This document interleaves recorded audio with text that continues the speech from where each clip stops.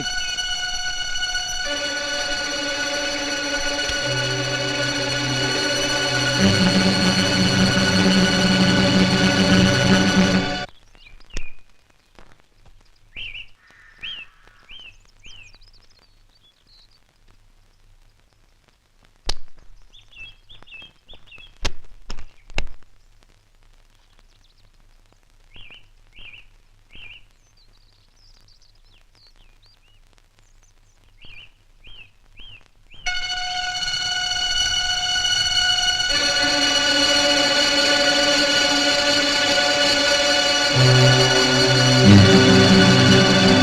ಏನೋ ನಿಮ್ದು ಒಳ್ಳೆ ವಂಶ, ಒಳ್ಳೆ ವಂಶದಿಂದ ಬಂದಿರೋ ಮಾರ್ತಾಂಡ ಒಳ್ಳೆಯವನು ಅಂತ ತಿಳ್ಕೊಂಡು ಅವ್ನು ಕೇಳ್ದಂಗೆಲ್ಲ ಸಾಲ ಕೊಟ್ಟೆ.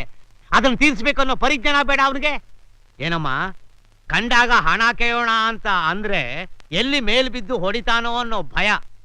ಅಲ್ಲಮ್ಮ, ಊರಿಗೆ ನ್ಯಾಯ ಹೇಳೋ ಮಾರ್ತಾಂಡ ನನಗೆ ಅನ್ಯಾಯ ಮಾಡಿದ್ರೆ ನಾನು ಯಾರ ಹತ್ರ ನಮ್ಮ ಹೋಗಿ ನ್ಯಾಯ ಕೇಳಲಿ? ಬೀದಿಲ್ ಬೇಡೋ ಭಿಕ್ಷಕನಿಗೆ ಸಾಲ ಕೊಟ್ರೆ ಭಿಕ್ಷೆ ಇತ್ಯಾದ್ರೂ ಸಾಲ ತೀರಿಸ್ತಾನೆ. ಆದ್ರೆ ಇಸ್ಪೀಟ್ ಆಡೋನು ಸಾಲ ಕೊಟ್ರೆ ಈ ಜನದಲ್ಲಿ ತೀರ್ಸೋಕ್ಕಾಗಲ್ಲ. ಆ ಅಮ್ಮನ ಮುಖ ನೋಡ್ಕೊಂಡು ಆ ಮಗುನ ಮುಖ ನೋಡ್ಕೊಂಡು 1 ತಿಂಗಳು ಟೈಮ್ ಕೊಡ್ತೀನಿ.